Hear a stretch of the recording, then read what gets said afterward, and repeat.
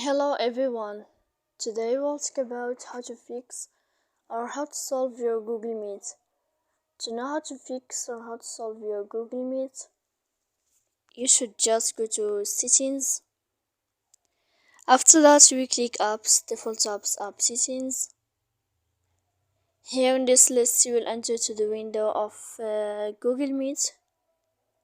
Then in this list of app info, you will click on first stop and you will click OK. Here you will enter to the window of storage. Then you click clear cache, and in the end you can turn off your Wi-Fi. You will wait a moment to turn on your Wi-Fi again.